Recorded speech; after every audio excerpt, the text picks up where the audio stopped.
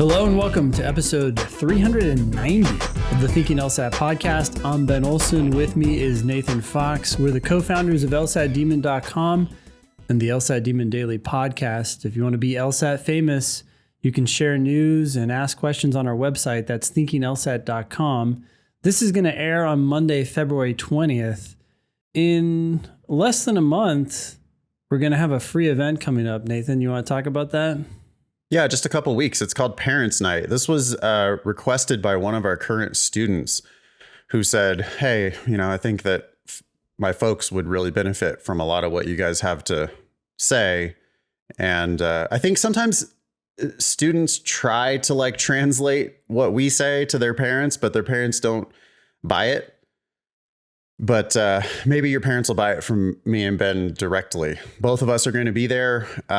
We are going to talk about how law school scholarships work. We're going to talk about the enormous power of the LSAT for getting those law school scholarships. We actually have an example email later on the show today where you'll hear yet again the transformative power of a few more LSAT points to your law school admissions and scholarships. We'll talk a little bit about what the LSAT tests. We'll talk about how the Demon approaches the LSAT. And then we will talk about our GLAD method for the timeline for your law school applications. And again, that's GPA first, then your LSAT, then apply, then decide where you're going to go. Yep. Or if you're even going to go at all. Exactly. To be clear, this is free. So this is free for anyone who wants to attend, students or parents. And your parents, if they may be interested in attending, they can either create a free Demon account at lsatdemon.com and then register for the class directly themselves, or they can just log in using your own Demon account, whether that's a Demon free account or paid. It does not matter. That's just what you need to register. Yeah. The sales pitch, the short sales pitch, if you're trying to convince your folks of what we're doing here, our mission is to save you $100,000 or $150,000 on law school if we can. Yep. So, if that's not enough to wake up mom and dad and get them to come listen to us, I don't know really what is, but hopefully we will see them there. Again, it's Thursday, March 9th, 4 p.m. Pacific, 7 p.m. Eastern, Parents' Night, and everybody's welcome. Yeah. And I want to double down on that $100,000. This isn't something like, come listen for the chance, the slight chance you might have to save $100,000. This is come listen and learn how to do that. That's our presumption. We want people to go to law school for free, and they do it all the time. And as two people who went to law school ourselves, we are telling you without any kind of hesitation that this should be plan A for you, not plan B, not if I get a miracle offer. We're telling you that you basically shouldn't go to law school unless you get one of these crazy scholarships or, as close to a full tuition scholarship as you're able to get. Yeah. Exactly. And we know how to do that. So that's what we're hopefully going to deliver. Yep. Great. We have an email here from Anonymous. The subject is asking ChatGPT to write me an LSAT question. Okay, I guess I'll go ahead and read it. Hey guys, I was bored at work and had the idea of asking ChatGPT to write me an LR question. Thought I'd share. Here's the question. In a certain city, all public transportation runs on time except for the buses, which are frequently delayed. The city's transportation authority recently announced that it would be installing GPS systems on all of the buses to improve their punctuality. Okay. That so far sounds perfectly unobjectionable. Yeah. That could easily be the setup for a must be true question. Absolutely. We got two sentences. This isn't an argument. This is just two facts. And the question now says, if the statement in the Transportation Authority's announcement is true, which of the following must also be true? That is a totally legit question. I would expect it to say statements, but... Or just if the Transportation Authority's statement is true. It's really weird that it says the statement in the announcement. Yeah. But okay, whatever. Yeah. It's fine. the words, it still works. It still works. I mean, so it must be true question. All right. Find one that has to be true based on the given facts. Okay. What's funny is I was just reading without paying attention. I was violating all our rules because I was more just curious if it even came up with something coherent. Yeah. What the hell is happening here, Nathan? Did you catch it? Well, we just have a couple of facts. I mean, I can't really conclude much. I don't have much of a prediction here. I know that the buses are frequently delayed. Everything else in town is running on time. So I'm assuming trains and whatever else you guys got, boats, ferries, all that stuff's running on time. Buses are frequently delayed. How frequently? I don't really know. City Transportation Authority is going to install GPS systems on all of the buses to improve their punctuality. So it's like they're giving you an express purpose for why they're installing these GPS systems. Of course, we don't know if they will succeed. Yeah, I have no idea whether this will work. Yep. Okay. Like, wait, GPS doesn't make you go faster. GPS makes it so that I know where you are. Well, I guess, don't buses run on routes? So like, I don't see how the GPS system is going to really help the bus go faster. It would be great for helping passengers know where the bus is and like, oh, should I go down to the bus stop now or should I wait 10 minutes and then go down to the bus stop? I could see it working in the sense that now the authorities or the managers know who's late. And that might make the drivers more aware. But that's if because the drivers are just taking a break, or driving off their route or something. Yeah, okay. All right, I can see how. Hold on, let me go through the drive-through over here. Okay. So maybe it would help, but of course that's all speculation. We have no idea. Yeah. So, and the question is a must be true question. So what has to be true? Well, answer choice A says the buses in the city have not previously had GPS systems. No way, because they could have 10 years ago, maybe they did have them and then the system was too expensive. So they got rid of it or something like that. Yep, exactly. I definitely can't prove that.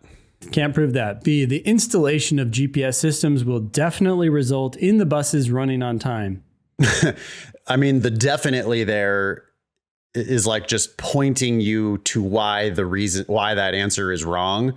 I think even if it didn't say definitely, if it just said the installation of GPS systems will result in the buses running on time, it would still be wrong. Oh, 100%. Because will it? We don't know. I mean, we don't know that. Yeah. We know that's why they're installing the GPS systems. But my initial hypothesis, how does that make you go faster, could have been correct. Right. And so, the definitely there is just like, it's like pointing, it's like, hey, I'm wrong. Yeah, okay. ChatGPT is being nice to the test taker here. Right. C, the city's public transportation was previously all on time. No, there could have been delays always forever, as far as we know. Yeah, we just don't know what was happening previously. D, improving the punctuality of the buses was the only reason for installing the GPS systems. It's the only stated reason, but that doesn't mean that it's the only reason. I mean, probably also the mayor wanted to get elected. The mayor wanted to convey some graft over to the company that is installing the GPS systems. Yeah. Rider convenience is increased by installing the GPS systems. There could be a million reasons why they're politics. Who knows? Yeah. Yep. Answer choice E. Other methods for improving the punctuality of the buses were tried before installing GPS systems. Again, we have no idea. It concludes by saying the correct answer is B. No, it's not. No, that's probably the worst answer. Yeah. Okay. Well, that's a ChatGPT fail. I will say that they got the form of the question totally right. They did. But no, the question itself is not valid.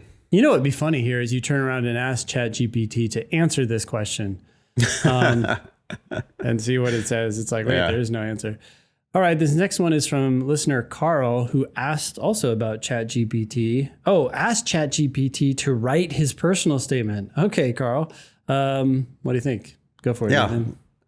Here we go. And I don't know if Carl put any information in, like telling ChatGPT what he was, like give ChatGPT his resume or anything, or just said, hey, write me a personal statement, because ChatGPT then just launches straight into, as an experienced software engineer with a strong passion for the law, which is, that makes me laugh, because that's like the George Santos ChatGPT version, you know, where it's like, well, I don't know, that would sound good, wouldn't it? Yeah, experienced software engineer. Let's go with that. Also, I do have a strong passion for the law. Mm-hmm. Okay. So ChatGPT, you know, breaking our commandment that you never use the word passion, right there in the first sentence. Yeah. Anyway, my decision to pursue a career in the legal profession is founded on a deep-seated desire to argue with an impeccable mastery of the law. Huh? What? That it's like simultaneously not understanding what lawyers really do. Yeah.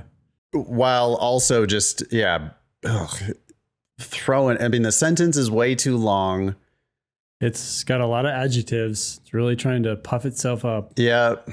Yeah. I think when ChatGPT read the words personal statement and they were like, oh, you want me to just write a bunch of bullshit? Because that's what the internet thinks is good personal statement advice. I mean, it's the thing about ChatGPT is anyone can complain about the content that it's spitting out, but it's spitting out what we stupid humans have. The wisdom of generated. the internet, right? Yeah. So it took all of the, when it was doing the logical reasoning question that we just read, it was like, well, here's what the internet thinks is this, according to the internet, the answer would be B. Yeah. And the internet's dumb. So. The internet is stupid, though. Yeah. And according to the internet, this would be a good personal statement. But the part I hate about it the most is deep-seated desire to argue with an impeccable mastery of the law. Like, what does that even mean? You're arguing against someone's mastery of the No, to be able to argue while equipped with an impeccable mastery of the law is how I read that.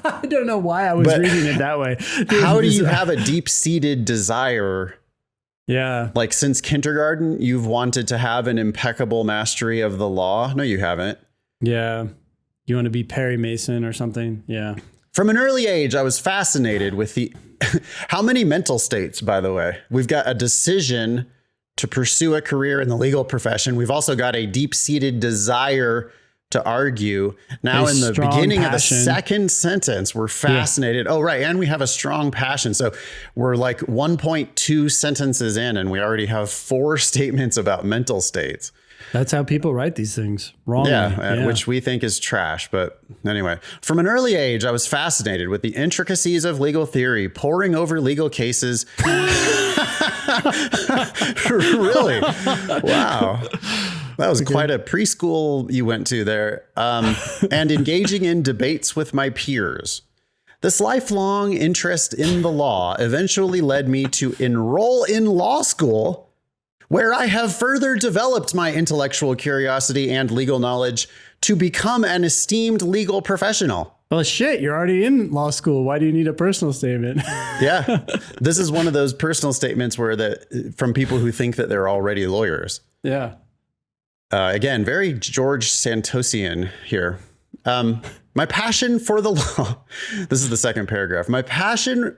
Okay, we're not going to read this whole thing, are we? No, look, there's no need to. The second paragraph starts with my passion for the law. The fourth paragraph starts with my passion for the law. Wow. The fifth paragraph starts with, in conclusion, my lifelong passion for the law. Dear God. Yeah. All right. ChatGPT, back to the drawing board on that. Yeah. I was listening to some advice yesterday, and it was saying, hey, to get better results from ChatGPT, which I have now upgraded to the paid version, by the way.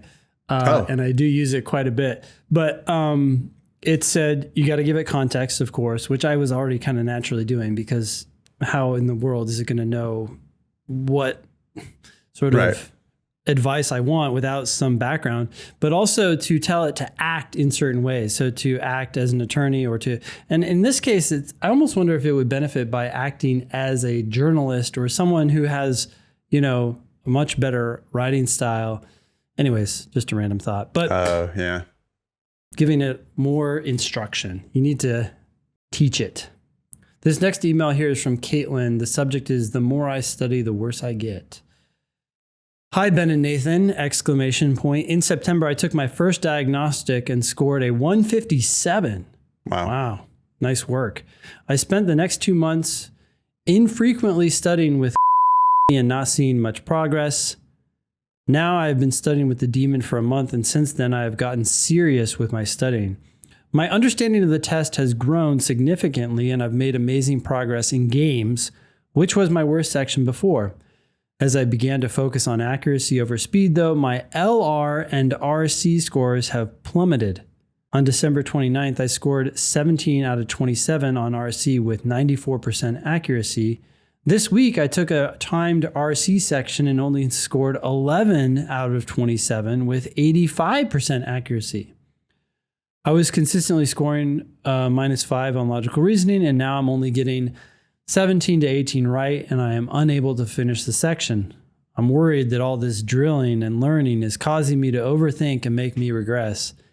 How can I study if studying seems to only make me slower and less accurate? Please help. To me, it just seems like small samples. I just can't believe that that is really real. I'm guessing that your December 19th, or sorry, December 29th, that that's one data point, right? So here's one data point where I was 17 for 27 with 94% accuracy. And then this week, here's another data point, 11 out of 27 with 85% accuracy. Well, shit's going to go up and down. So I don't know. Yeah, it's interesting. I mean, I want to know what you think, Caitlin, of each individual question you answer, especially in logical reasoning. Let's start there. What did you think of question 1? Was it that hard? What do you mean by overthinking? Were you trying to dig way too deep into things that are pretty straightforward and simple? Trying to unpack them in ways that are unnecessary? Does it make sense to you? Think of the test as the section as 27 individual mini tests. What happened with each of those tests? Yeah. I really want to dig into the individual questions and understand how much you understand them and how much you don't. That's really going to be the key to your success. If it feels like you're learning, you are. If it feels like, okay, I missed that question, I reviewed it, I watched the videos, I read the written explanations, I used the ask button if necessary, and I felt the click, then you're learning. I just got to go back to, I think that this is an artifact of not enough data. I mean, look, regarding logical reasoning, Caitlin says, I was consistently scoring -5 on LR. No, you weren't. That's not possible. You just weren't. You were sometimes getting a couple more. You were sometimes getting a couple less. And, even if you think you were, oh, but look, this was 4 times in a row that I scored -5. Yeah, okay, fine. 4 times in a row, -5, but that's not consistently scoring -5. That's like flipping heads 5 times in a row. It's possible. It's going to happen sometimes, but it's not actually consistency. You're seeing consistency in not enough data. And then, Caitlin's like panicking, saying, and now I'm only getting 17 to 18 right, and I'm unable to finish the section. Well, wait a second. There's 25 questions on logical reasoning. So you say you used to be getting 20 and now you're getting 17 or 18. Well, that's only a couple less. So it's like, it's not even a significant change. I know it feels significant to you, Caitlin. I'm not trying to, I'm not trying to erase your angst or whatever. I'm not trying to invalidate your feelings here. I get it that you're feeling like this is happening to you, but because of randomness, I think that this is really just an illusion. And I think you just need to keep going.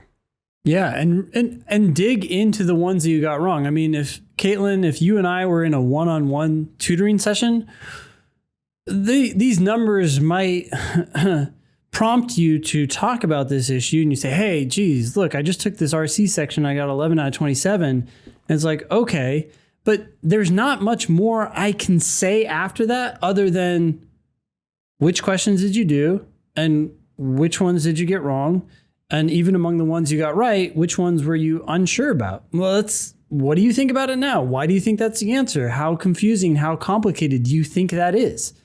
And let's unpack that until it makes sense. And as soon as these things start making sense, I guarantee you it's going to come together. And you have the horsepower to do this. You got a diagnostic of 157. You're going to end up in the 170s. You just have to focus on understanding every question you get wrong. Yeah, and it seems like you've been spending more time on the games, maybe. That was your worst section and you've made amazing progress. That's awesome. Maybe you just need to spend a little more time reviewing your reading comp and your logical reasoning. But I agree with Ben 1,000% that it's really just one question at a time. You got to dig into every one of those mistakes. And it's not because of overthinking. You're not missing questions because of overthinking.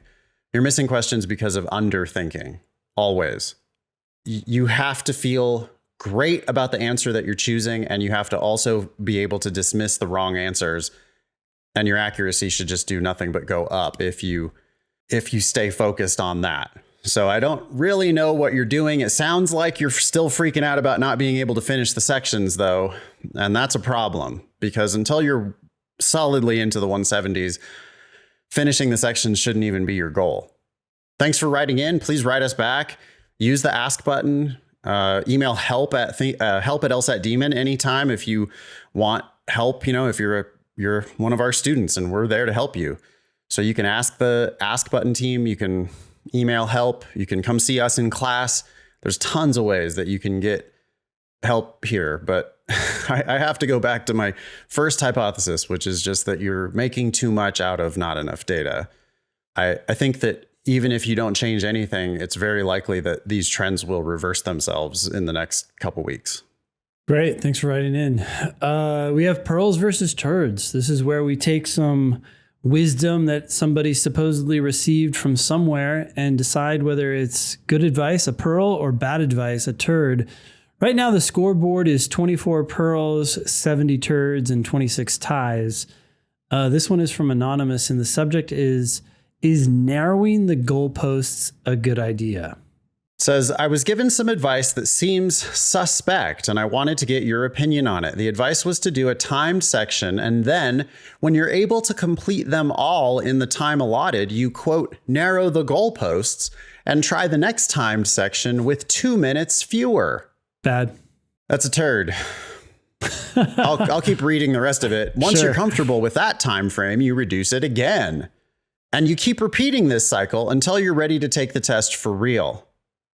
The theory behind this is that you're training yourself to solve the questions faster by decreasing the time low enough while practicing that you'll easily be able to complete the section in the time given when taking the real exam.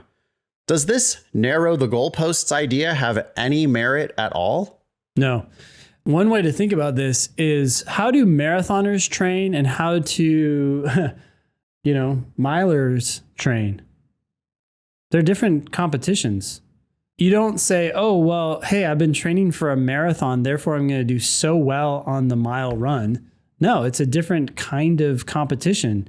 You've got to run hard and fast for 1 mile. So having trained for a much longer or in theory challenging event doesn't make you better at the mile. This is weird. You're not going to have 30 minutes. You're not going to have 28 minutes. You're going to have 35. And you need to calmly, civilly use that time as effectively as possible. We see the same thing with people who have accommodations and are like, well, I'm going to practice with 35 minutes. It's like, no, you're going to have 53. Yeah. Use the 53 and get good at that. Yeah, I would give this 2 turds if I could. I mean, I think that this is not only is this a real bad tip, but I think it's a particularly bad tip because for starters, if you're focusing on speed, you're not actually focusing on solving the questions. I really like it that Anonymous used the word solve there because that is what we're doing. We're solving the questions. And this advice goes back to Caitlin above. Caitlin, are you solving the question or not? It's not a matter of overthinking it. Like, I think sometimes people think that like, well, I need to spend more time on it and then talk myself into an answer that I don't understand. That's not what we're inviting you to do. We're inviting you to actually solve the question so that you know you've found the right answer. Similar kind of to like You know how on math questions, if it's multiple choice, you might be able to like plug the answer back into the formula to see if it comes out correctly? Sure. That's how, like when you do that, you've like double checked your solution, right? And you, Sure. oh yeah, that does solve my system or whatever. In logical reason, it just actually anywhere on the LSAT, you should be looking to solve the questions where you like, you're sure that that's the answer. Yeah. Your accuracy can't go down if you're sure that you have found the correct answer. If you actually solved it, then your accuracy is going to be 100%. And I think people, and what Anonymous is doing here by saying solve the questions faster, it's like, no, you either did solve it or you didn't solve it. And this striving for speed is going to lead you to think you're solving questions that you're actually not solving. You just guessed. You fell into a trap, essentially. Yeah. And that does not help you. It is a double turd because it's also like seems to be relying on this principle that the real exam is going to be harder. Like the real exam is going to be different and harder. So we got to do our practice sections in 29 minutes because on the real thing, we're going to need all 35 of those minutes. Yeah. What? Now you're not treating the official test as if it's just another practice test. It's a recipe for crashing and burning on the official test. It's also a recipe for just wasting your time thinking about the clock. Yeah. I mean, it's the same with my analogy, going back to a mile run. If that's your race, if that's what you're preparing for, what the race day mile is going to be harder. It's literally not going to be any different than all your other practice mile runs.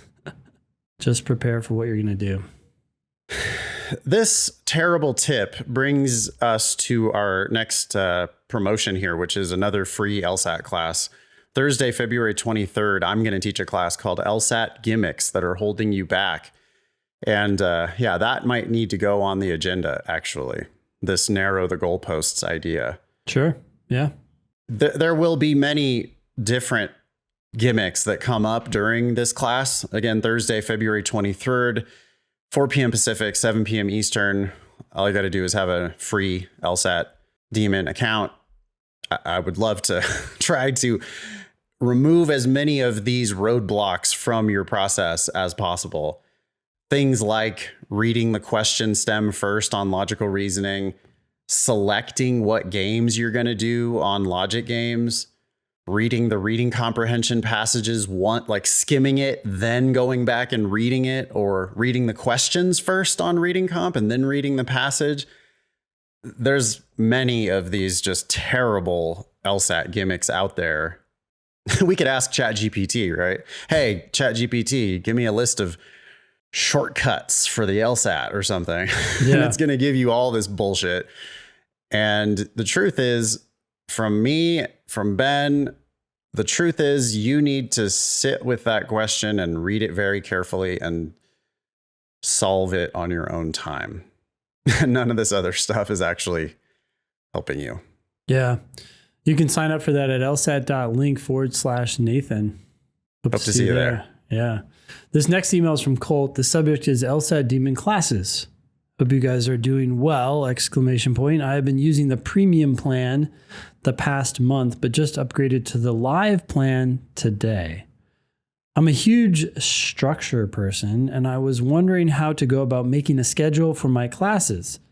Do you have any suggestions on how to go about this, or should I just pop into any? Thank you very much.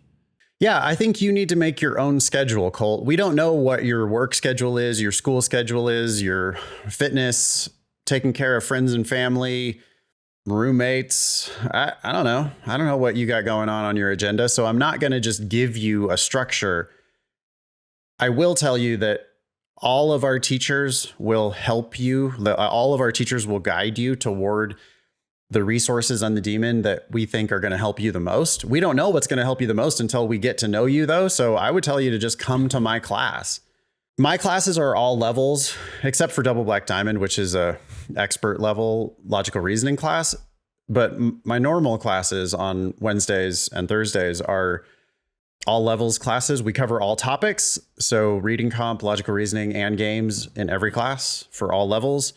So everybody can come to my classes. Ben, your classes are all levels as well, right? Yep. And then we do have foundations level classes for people who are struggling. We also have some advanced classes for people who are doing really well. We have classes that are specifically focused on games. If games is your worst section, you should go to all the games classes if you can. We have classes specifically focused on logical reasoning, classes specifically focused on reading comp. I would tell you to try to pick out a class a day or a class every other day that fits with your schedule, and then just gravitate toward the teachers that are really speaking your language. Yeah. You said we have foundation classes for people who are struggling. I would add that we often get reviews on those classes from people who are doing fairly well in those sections, but found the foundations classes very helpful because they go over things that they had just never really internalized about the process. Yeah, the pace will be a little bit different. And sometimes 170 scorers are like, oh yeah, I really liked taking 45 minutes to talk about one question because I realized that I was kind of half-assing it and dismissing wrong answers without really understanding why they're wrong, or getting rid of wrong answers for the wrong reason, or picking the right answer for the wrong reason. Yeah. Not doing a good enough job of predicting the answer in the first place. There's lots of things that you can, the wise man is always going to learn, right? What's the thing? The conversation between the wise man and the fool, and who learns more? Yeah. And the answer is the wise man, because the wise man always learns, and the fool does not, no matter who they're talking to. So I guess my point is you'll find the classes that are going to work the best for you. I would just kind of dip in and out. By the way, you don't have to be there right at the beginning of every class, and you don't have to stay to the end of every class. I encourage you to just come in and out at will and get the most out of however much time you've got. Yeah, absolutely. I liked your advice, Nathan, to look for one class a day or every other day. Now, if you're looking for some structure, Colt, that's one way to start. Just say, hey, I'm going to attend one class every day or one class every other day, and then just pick the most interesting class to you on that day. And then you'll learn really quickly what you like and what works for you. If you're like most people and games is your worst section, we have a class called Game of the Day where you just go do one logic game. Yep. That would be a fantastic one to consider leaving early. If you show up to that class, you totally kill the game. You don't need to hang out for the whole explanation and all that. You can say peace in the chat and leave, or don't even say peace in the chat, just leave. And it's I really want to encourage people to just use those classes for however they want to use them. Yep. There's a lot of them. Take advantage of them. Yeah. And please don't come to all of them. No, ineffective. I think you're just wasting time if you come to all of them. Agreed. I mean, if you're having a bad day and you're lonely and you want to come hang out with us, come hang out with us. But if you're trying to build an LSAT prep program and you have presumably limited amounts of time, you don't want to be spending all of that time sitting in classes. You want to be drilling. You want to be doing timed sections. You want to be reviewing questions on your own, and then supplement with the live classes when you want to hang out with some humans and ask some questions of a live teacher. Yeah. Great. Good luck. Next email is from Anonymous. It's about LRAP programs. Hi, Ben and Nathan. I've been listening to your podcast for the past 2 years or so, and it has really helped me understand how law school admissions and scholarships work. I'm curious what you both think of Loan Repayment Assistance Programs, which is abbreviated LRAP. Okay. Now, I think that LRAP is an acronym, even though that's not a word. We pronounce it as if it's a word. We don't say LRAP. We say LRAP. So I would say that it's an acronym. As opposed, yeah, I agree. As opposed to an initialism, which would be LRAP. Yeah. And just so everybody knows, I also think that LSAT is an acronym, not an initialism. When you say LSAT, you sound like a noob. Or actually, what a lot of people say is LSATs or something, or LSATs. The LSATs. Yeah. Or the LSAT test. Oh yeah. We're going to just say the LSAT. That's if you want to sound cool. According to us. Yeah. Okay. So what about this LRAP program? LRAP, yeah. So they've been around for forever, right? Yep. Most schools claim to have an LRAP. The thing is that all LRAP programs are not created equal, and you need to dig in. You need to dig deeply into the specifics of these LRAP programs, because some of them at like the Harvards of the world are extremely robust, where you can go to that school, borrow a bunch of money, and if you know you're going to work in the public interest, you can feel pretty damn confident that Harvard's going to take care of you. Other schools have limited funding. Like you have to reapply every year to see if there is funding available. Oh, geez. And if you're counting on that going in, I mean, I know that's how it was at Hastings when I was there. It was like, oh yeah, all you got to do is just apply every year. And yeah, it depends on the funds that we have available. But yeah, we have an LRAP. Yeah. Yeah. Okay. No.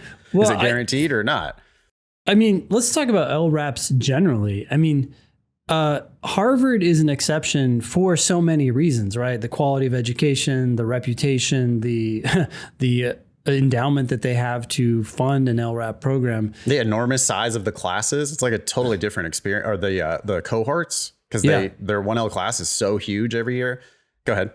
So it's almost even hard to talk about LRAP and Harvard at the same time, because if you extrapolate anything from Harvard, it's probably not applicable anywhere else. I mean, when I hear LRAP, I immediately think, no thanks. Like, I do not want to depend on some future return of money, right? Because that also depends on me finishing law school and going into a job that qualifies. Like, I don't want any of that. But of course, law schools are going to sell this as a totally viable option. They just want you to sign the check to them today. They do the same thing with LRAP that they do with outside scholarships, which is like, oh, well, yeah, just, start, like, sign here. And then we'll talk about, like, yeah, you can apply for these outside scholarships, or yeah, you can apply for LRAP when the time comes. And it's like, well, in the meantime, you're just signing your life away. Yep, you're on the hook. And now, you don't qualify for LRAP because what you're doing is earning a little too much money. Like, you don't want to deal with any of that shit later. I know people personally who bought into this LRAP idea, went to law school, and then ended up 8 years later not working in the public interest. And they're not only do they not qualify for the LRAP program anymore, but they also don't qualify for the loan forgiveness that's supposed to happen at the end of the 10 years. Let me read the rest of sure, yeah, go ahead. Let me read the rest of this email from Anonymous. It says, several elite law schools offer these programs in which the schools generally pay some or all of graduates' loans as they work towards federal public service loan forgiveness. For students who are confident that they want to work in the public service space, do you think a generous LRAP program would make it reasonable to pay all or some tuition to attend a top 14 school? I don't know what the top 14 has to do with anything. We need to look at every single one of these LRAP programs individually. Yes, absolutely. If you're going to go down this route, you need to know exactly how it works. You need to have talked to people. You need to be the smartest person in the room. And if you are, then fine. But even then, I would be very nervous. I would read the document itself extremely carefully. I would have other smart people in your life read that document extremely carefully. And I would insist that the school connects me to people who are active in their LRAP program. And I would go talk to those folks and I would go, hey, okay, give me the real dirt on this LRAP program. How does it work? What's going on? And you're going to hear away. Are there any problems with it? Could things go wrong? Yeah. Yeah. So, okay, the rest of this is coming from producer Eric, LSAT teacher Eric did a little bit of research, it looks like. And we have a link here to the Berkeley Law Loan Repayment Assistance Program. Bullet points from the program. Okay. Any JD graduate working in... Okay, so first of all, you do have to graduate. Yep. That's critical. What happened? You got sick in your third year? Plans changed? You got pregnant? Your wife got pregnant? You decided not to finish law school? You hated law school? Yeah, you hated law school, which so many people do. Okay. Graduate, JD graduate, working in law-related public interest employment. So it's not enough to just work in public interest. It has to be law-related. So you probably had to have passed the bar. Probably have to have passed the bar. So bar failure. Yeah, I mean, I guess, or best case, you're back working as a paralegal again. Ugh. And, you know, I don't know that that's, the only there, it's not that like paralegal is that bad of a job. It's just that paralegal with a JD debt balance, that's bad. That's real bad. For many paralegals, staying a paralegal is the best case for you. Like there are paralegals that make good money and have good lifestyles. Yeah. Think twice before you borrow $250,000 with the intention of going into one of these LRAP programs. Yeah. Okay. Law-related public interest program. Then you can utilize the LRAP funding for up to 10 years cumulatively, as long as you enter the program for the first time within 3.5 years of graduation. So you can see how the restrictions are piling up here. Yeah, you have to go through these hoops. It's like the money back guarantees that unnamed LSAT prep programs would provide. Yes, and then you actually want the money, and they're like, "Wait a sec, did you do 94% of the assigned homework?" And right, it's like Willy Wonka getting out the contract and showing you the fine print that you didn't read about the fizzy lifting drink. Yeah.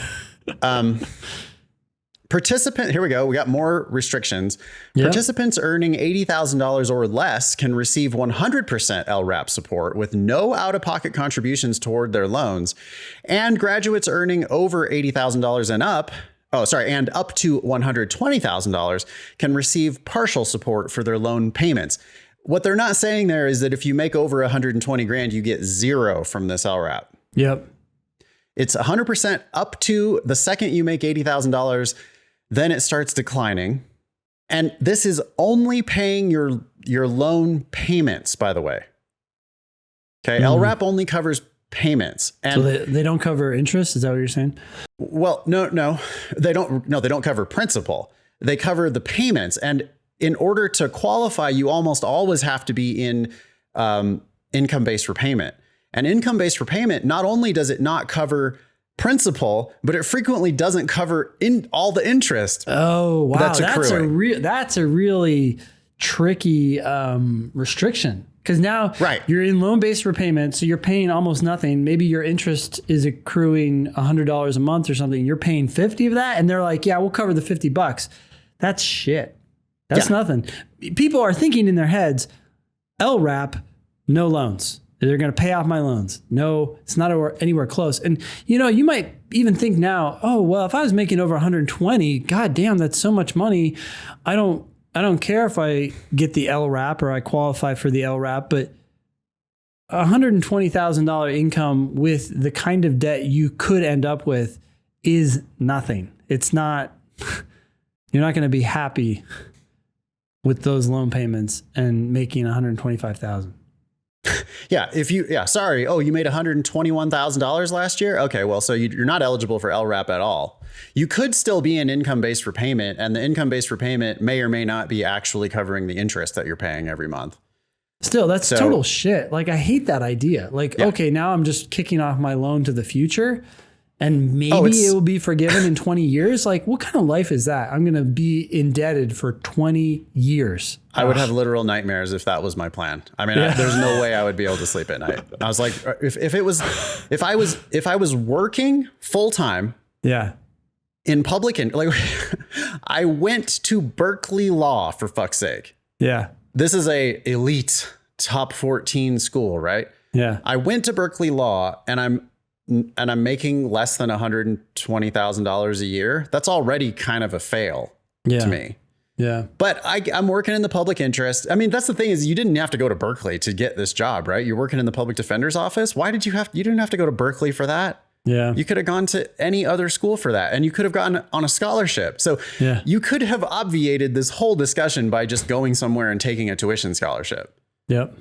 But instead, oh, no, I'm working in the public interest. So I'm going to go to Berkeley, grind it out for 3 years, borrow a wild amount of money, right? Graduate with $200,000 in debt, or more, potentially, go into income-based repayment. The federal program for income-based repayment says, hey, you don't have to pay the full amount. Like most people would be paying way more than this, but because your income is low, we can only let you pay, you can pay less. So you're paying less than the interest on the loans. So that means every month your principal balance continues to climb for 10 damn years. Meanwhile, you keep reapplying to this LRAP program. And so maybe if you get it, the LRAP program is paying your payments. So you might not actually be making the payments, or sorry, you do in fact make the payments though, because they reimburse you for the payments. So you're never not making the payments. You're always making the payments. And then LRAP is going to pay you back for the payments that you're making. It's a total scam. It's right. And then if anything changes, including you might marry somebody who makes more money than you, you might decide to take a job where you actually make more money. You might decide not to work in the public interest at all anymore. You might decide not to practice law at all anymore. Any of these things happen and poof, gone. Poof. But, Berkeley is trying to promise you that, quote, pairing LRAP with the federal government's Public Service Loan Forgiveness Program, PSLF program, graduates in certain public interest jobs can apply to have their loan balance entirely forgiven tax-free after 10 years of qualifying employment and income-driven monthly payments. So again, it's clear. You have to be in income-based repayment. You have to make the payments for 10 damn years. And then eventually, if all of this stuff even still exists 10 years from now, you can get your loan forgiven. Well, notice too, the wording they use here, certain public interest jobs. So which ones? And right. It doesn't say you will, it just says you can apply. Right. These next three bullets, great. I think these next three bullets are Eric editorializing. Yeah. But it says, in other words, you're still mostly banking on loan forgiveness with PSLF, which requires you to work in a qualifying public interest job for 10 years. Next bullet, you must constantly reapply to the LRAP to prove you're still eligible every 6 months, I think. Wow. So it's not even yearly. Well, no, that's Twice to a get year. Reimbursed, I think. Yeah. So it's like every 6 months you have to fill out this stupid form so that Berkeley will pay you back for the monthly payments you've been making out of pocket. Yeah. And then Eric points out different schools may have different eligibility requirements. They almost certainly will.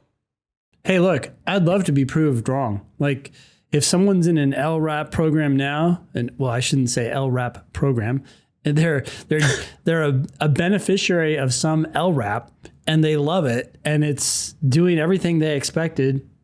Tell us. We want to hear about it. I think you're the exception to the rule. Well, maybe most people who go in thinking that this is going to happen for them, maybe it does happen for them. Yeah. I just know personally people who it has not worked out for. And I can certainly see all of the many ways here that this might fail you, including what do you think is going to happen if we get a DeSantis administration with a Republican Congress?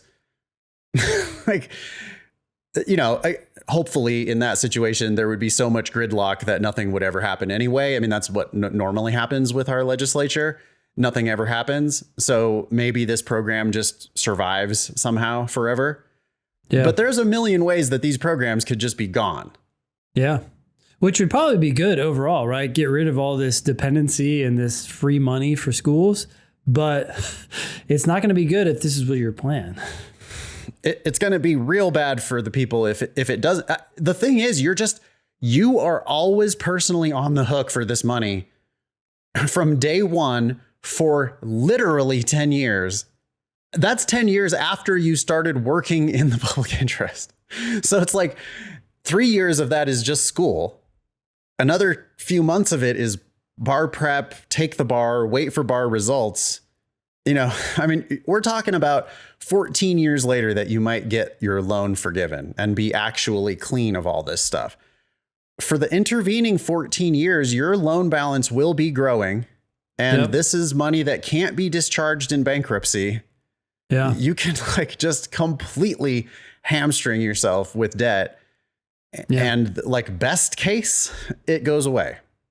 Best case. There's just so much of a better way, which is get the right LSAT apply broadly, and have multiple full ride scholarships potentially to choose from. Maybe even stipends. Who knows? And stipends, yes, which we see stipends pretty regularly. Yeah. All right. Thanks, Anonymous. We have another email from Anonymous. This is subject 1 year later, different results. I know you probably don't want to talk about random internet postings, but I found this one too interesting not to share. Someone posted on social media about how they had applied to St. John's last cycle with a 157 LSAT and were denied. They retook the test and got a 164 and reapplied this year to St. John's.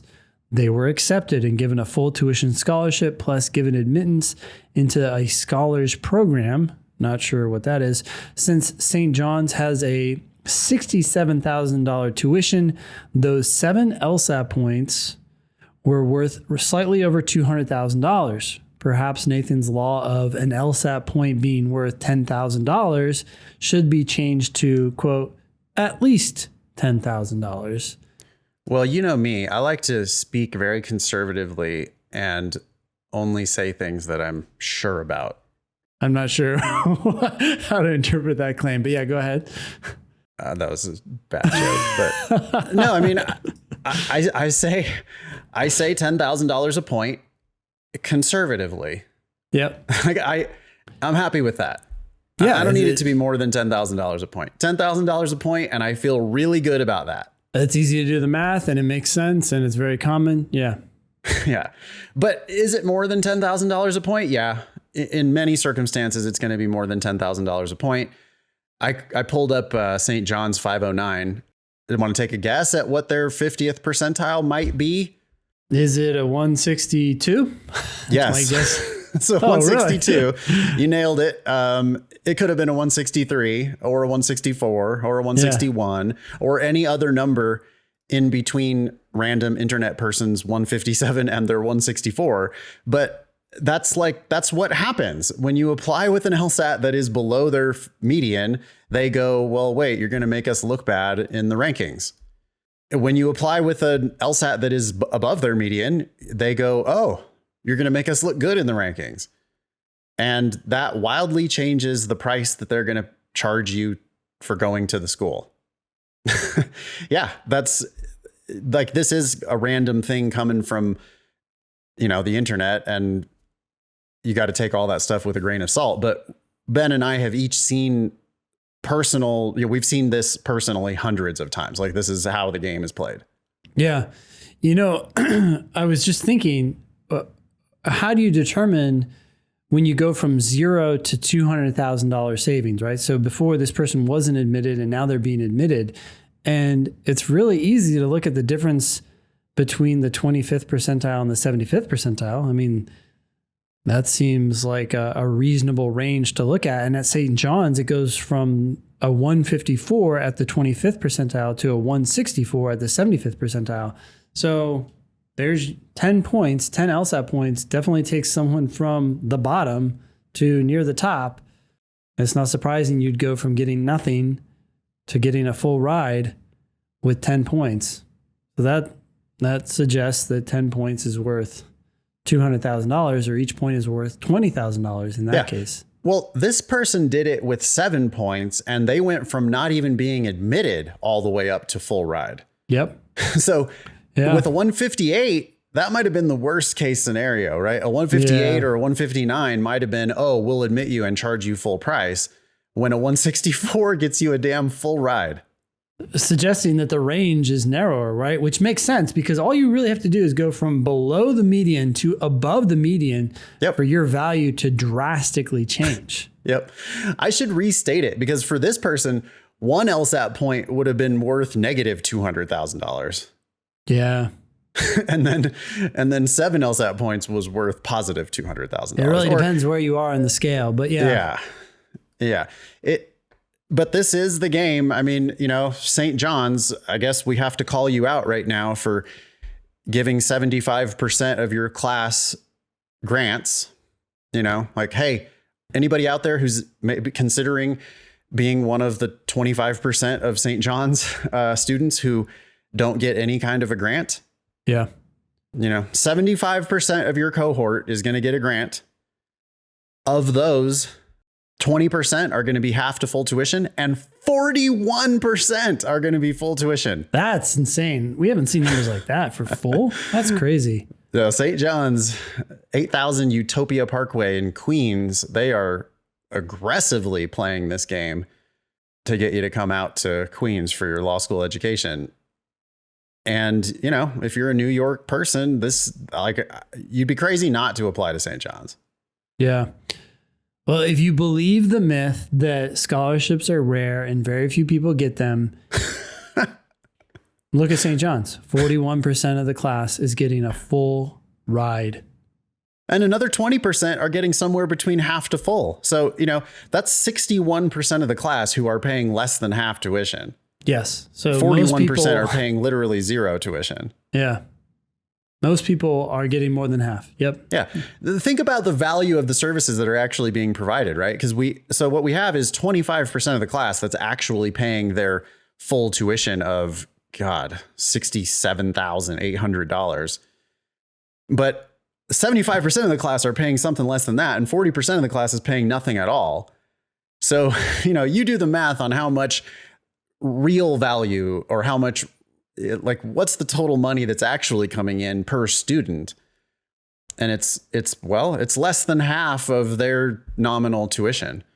So at St. John's, if you're paying full price, you're paying for you, yourself, and part of somebody else. Yeah. And keep in mind that St. John's is ranked 84th. We were just talking about Berkeley, and Berkeley's non-resident tuition is $65,000. So if you're paying full price at St. John's, you're paying more than you'd pay full price at Berkeley. I misspoke a second ago. If you pay full price at St. John's, you're paying for you, someone else, and part of another someone else. Yeah. That's what I meant to say. You're paying for more than two people's education at St. John's if you're paying full price. And, you know, for the people who got a 154 on the LSAT and have a 3.33 GPA, that's the 25th percentile. Yeah.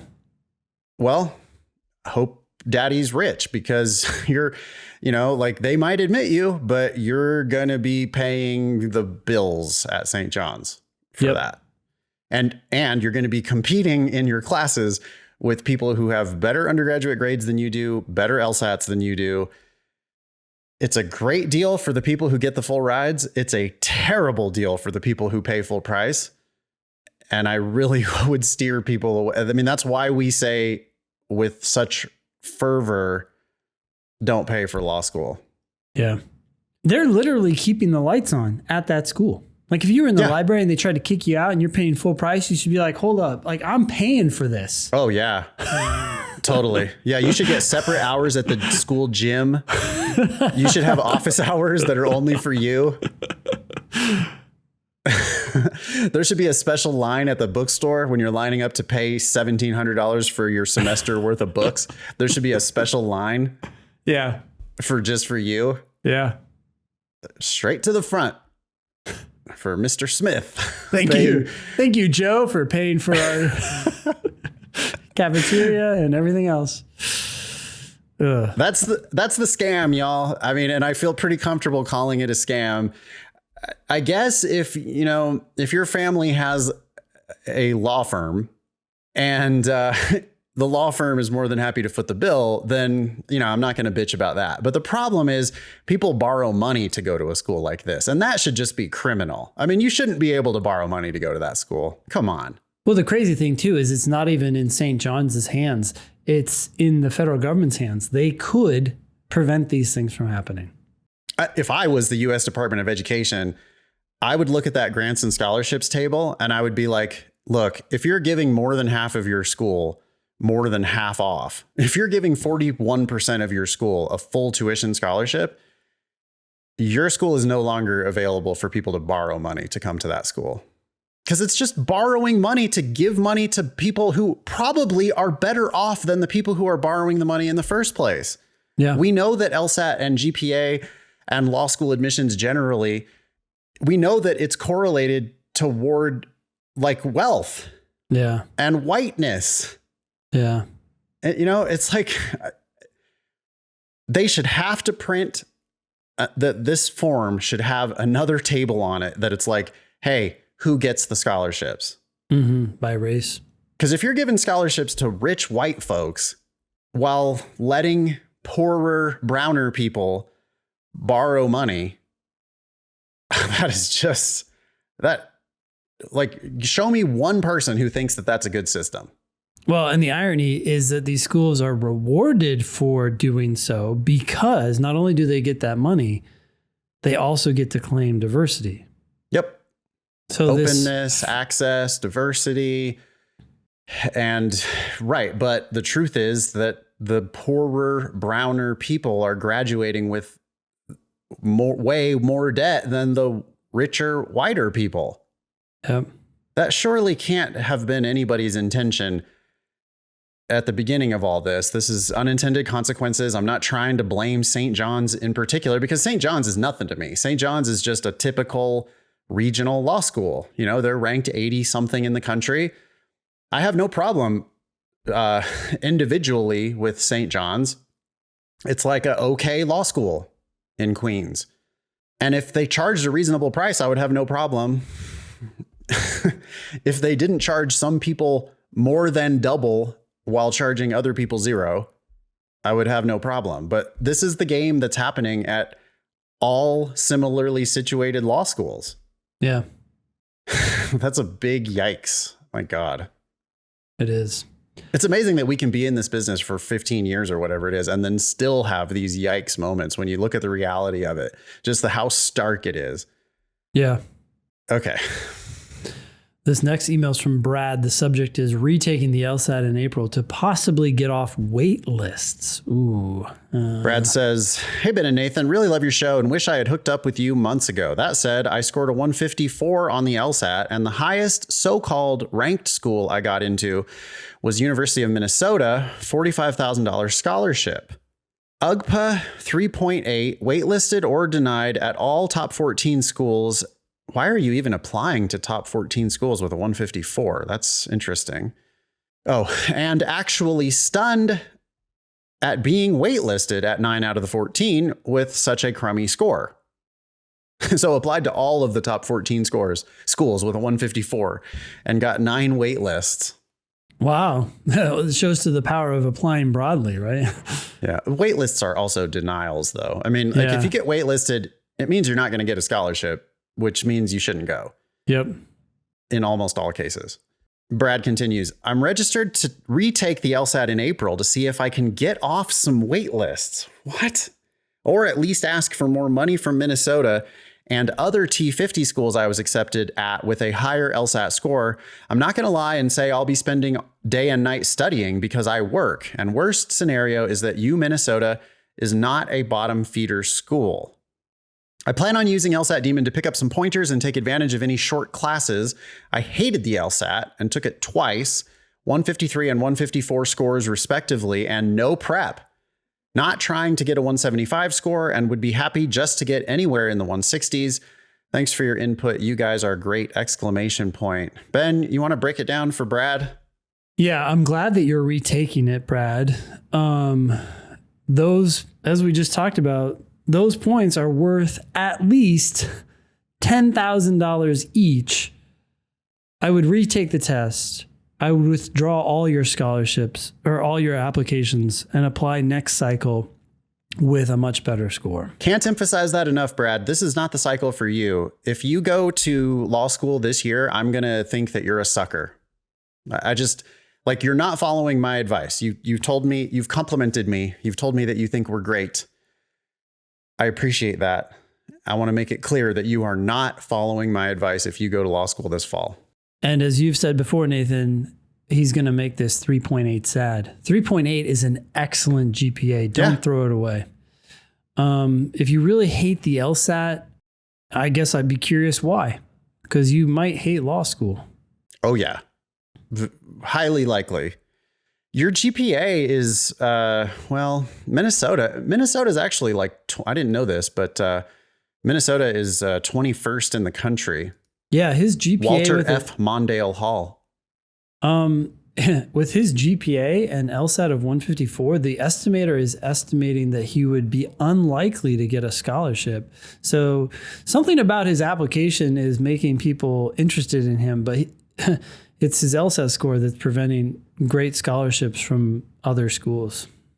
153 and 154 with no prep, Brad, you should easily get into the 160s, and 170 is not out of the question. By any means. If you want to open the doors to these top 14 schools, you need a better LSAT. You need a significantly better LSAT. And trying to do that this cycle is just stupid. I mean, maybe you have people in your life that are forcing you down that road. But if you're doing it to yourself, you need to just make the adjustment here. You need to realize that your plan hasn't worked so far, and you need to follow our advice and start over. If you reapply in September with a 170, you're going to get dramatically different offers. And making it from 154 to 165. Yeah. Sorry to interrupt, but like Brad doesn't have to necessarily even get up there. I mean, I hope you do, Brad, and I think you can. But 154 is just, it's not even in contention. I don't need you to study day and night, Brad. I don't need you to quit your job. Most of our students go to school or work or both. All I'm looking for is one high quality hour every day. I mean, you're talking about a cold 154, or I guess cold 153. If you study an hour a day between now and September, I'd be shocked if you don't end up in the mid 160s or even 170. And it's way more money than you're going to make at your job in that time. And I'm not even telling you to quit your job. Keep your job. But also get yourself that $45,000 offer there. That's got to be for all 3 years, right, Ben? That's what I was wondering. Yeah, it's It's a scammership. It's $15,000 a year. Yeah. And that's terrible because the tuition there is $45 for residents, $55 for non-residents. They're just ripping you off if you take anything close to that deal. 84% of the students at Minnesota get a grant. 30% get less than half tuition, which is what you're getting. 54%, though, get half to full tuition, which you're not getting. Yeah. And he's below on both medians. He's below on the LSAT and he's below on the GPA. So it's got to be, it's got to be 15 a year. With 5 or 8 more LSAT points, I think you're going to probably, it looks like, get into a couple of those top 14s. That gives you some negotiating leverage. You're also going to get full ride offers from lesser schools. Brad didn't mention what kind of full ride offers he got. He says he applied to some other schools. I wonder if any of those were full ride offers. Like, we don't care what the best school is you got into. We care what the best school is that gave you a full ride. Even then, though, I'd still be like, well, you can do astronomically better, even with just 5 more points on the LSAT. But Brad, you could get into the 170s. And do not retake the LSAT hoping to get off wait lists and pay full price. Because then you're going to shortchange yourself. Yeah, do not retake the LSAT hoping to get a better offer this cycle. It's too late for that. The best offers have already been given out. You got to wait till September. You'll start getting scholarship offers before 2023 is gone. If you follow our advice, you'll have scholarship offers by the end of this year. It's just that you'll start law school in 2024 instead of 2023. And what difference does it make? You'll graduate from law school in 2027 instead of 2026. Who gives a shit? What difference does that make? But the hundreds of thousands of dollars that you might borrow if you continue down this path, I mean, that matters a lot. Hope that's helpful, Brad. We got this last one here from Cash. Subject says, thank you, story time, academic appeal for bad grades. Okay. I'm a 27-year-old non-traditional undergraduate student who will be graduating this fall, summa cum laude. I started working on my law school application last fall and What's realized... non-traditional? You're not non-traditional, Cash. Everybody should stop saying that. 27 years old is like totally traditional. Yeah, that's pretty normal. Yeah. I started working on my law school application last fall and realized through listening to you all, my UGPA would not only be from my current university, but it would also include my previous college grades from when I went to LSU straight out of high school. I ended up dropping out of LSU and wasn't sure what those grades would look like, so I didn't think too much of it. Well, when I saw the transcript via LSAC, I nearly died. Oh dear. Don't die. My UGPA dropped significantly from 3.9 to 3.3. Ugh. Yeah, that does suck. On a hope and a prayer, I reached out to LSU and they gave me instructions for an appeals process. It included an essay/personal statement and supporting documentation for why the grades should be changed. I took my time with the personal statement, diligently explaining why I dropped out and why I had no idea I had to formally drop those classes to not receive Fs for them all. I also provided them with the bus route I had to take to school every day since I didn't have a car at the time and I lived in an area that had subpar public transportation, along with my current transcript and all of my accomplishments since being at my current university. I followed up on it this past Monday and received a decision on my appeal today! In a miraculous feat, I'm happy to report I got the grades changed to W's! Wow. That is a relief. I would have never in a million years known or thought to do this had it not been for you all. All of that to say, thank you for all you do in informing students of how they can polish their law school applications, not only with the LSAT, but throughout the entire LSAC process, application process. I wish you both and the entire Demon team nothing but the best. Best regards, Cash. Wow. Nice work. You deserve it. That's what lawyers do. They hit the pavement in writing. Yep. This, like some schools are not going to allow you to do this. It makes me laugh that this is happening at LSU because LSU, it's like big time college football and they have recently been sanctioned by the NCAA for breaking their like recruiting rules and stuff. So like LSU they seem, oh yeah, sure. No problem. Write us an essay. Tell us why, because it benefits them, right? It doesn't, there's no way it benefits them to have Cash have this bad experience with them. They're just like, oh, yeah, sure. Yeah, we'll just change those to W's. You won't be mad at us anymore and go on and do your thing. I mean, I don't know. It's tempting to say that I wish there was like a global solution to this. Yeah. But I don't know how you do that. It's a complicated system. You got to fight for yourself. Yeah. I mean, it is obvious that if you went to LSU when you were 18 years old and you totally fucked up and dropped out. And then 8 years later, you went back to school and finally graduated with much higher grades. I mean, obviously those much higher grades are so much better at indicating how talented or how likely you are to succeed. In law school, you are. Yeah, but law schools wouldn't be able to report them if you couldn't get them removed. Couldn't report the better grades if you can't get those bad ones removed. Yeah. Well, nice work. Congrats, Cash. I hope other people get inspired and do the same thing and find success. They may not, but we wish them luck. Be LSAT famous. Please ask questions or share news with us at thinkinglsat.com. If you have questions about the LSAT Demon, email help at lsatdemon.com. You can also check out our other podcast, LSAT Demon Daily. That was episode 390 of the Thinking LSAT podcast. Thanks all y'all for listening. Nice knowing ya. Don't pay for law school.